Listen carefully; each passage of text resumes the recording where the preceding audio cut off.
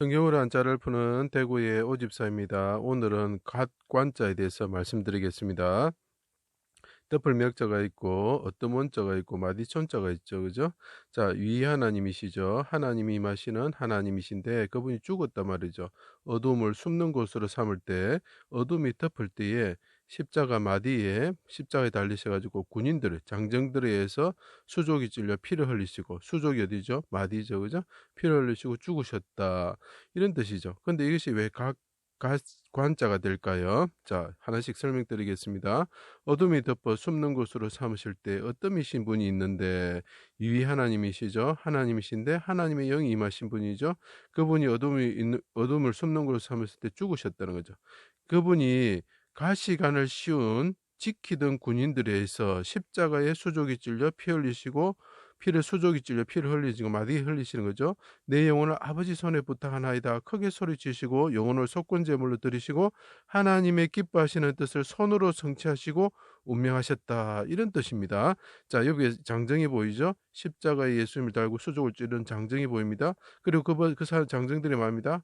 이 사람은 어떠이시다. 하나님의 아들이다. 언제? 어둠이 덮을 때에, 어둠을 숨는 곳으로 삼을 때에, 이런 뜻입니다. 근데 이것이 왜 관자가 될까요?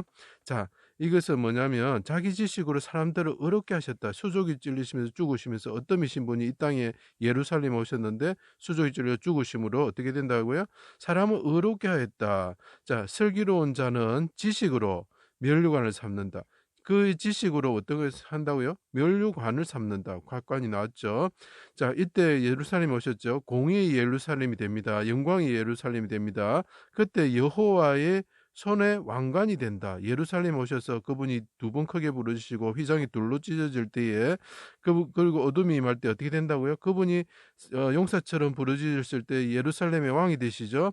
그때 공의의 예루살렘이 공의의 예루살렘이 되고 영광의 예루살렘이 되는데 여호와의 손에 왕관이 된다. 언제? 예수님이 십자가에 못 박히고 부르짖으시고 죽으실 때 일대가 된다는 거죠. 그래서 가시관도 나오고 면류관도 나오고 왕관이 되는 거죠. 왕관의 모양이 아니죠. 그죠?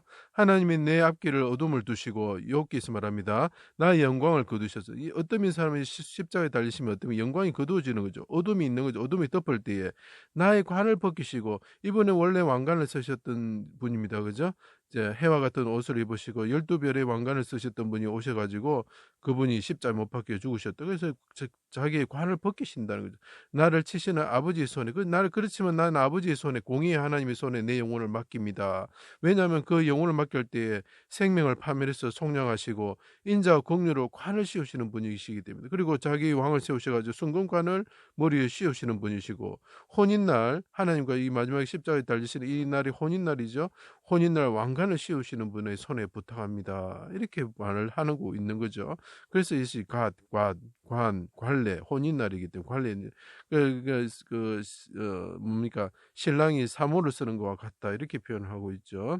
자, 어둠이 임하는 장막에 이것도 생각해 보시죠. 어둠이 임한다는 건 뭔가 성막을 뜻하는 거예요. 성막 안에서 손가락에 피를 뿌리는 사람이 있으면 누구죠? 대제사장이죠. 어떤 사람이 있죠? 이 사람이 뭐죠? 대제사장 뭘 쓰고 있죠? 예. 제사장의 관을 쓰고 있는 사람이죠. 자, 가시관을 씌워 지키던 군인들이 이 된 일을 보고 하나님의 아들이다, 어뜸이다. 그래서 어뜸, 우두머리 이런 뜻이 되는 것입니다. 자, 요약을 하면 이위 하나님이 십자가에서 달려가지고 어둠이 숨는 걸로 삼을 때 죽으실 때에 군인들이 손에 못을 바꿨죠. 이 사람 군인들은 뭐 하던 사람이죠? 예, 가시관을 씌웠던 분이죠. 이 분이 어둠이 덮을 때 어떻게 됩니까? 자기 영광의 관이 벗겨지는 거죠. 그렇지만 하나님께 자기 영광을 맡깁니다. 그러면 어떻게 됩니까? 어린아이처럼 하늘을 오르시면 요한스처럼 어떻게 됩니까? 예, 관을 쓰게 되는 분이죠. 그래서 생명과 파멸에서 그 속량하시고 인자와 긍휼로 관을 씌우시고 이 어떠이신 분을 하늘에 오르시면 관을 씌우시게 되는 거죠. 그죠? 그래서 이것이 각관자가 되는 것입니다. 제 강의를 들어주셔서 감사합니다.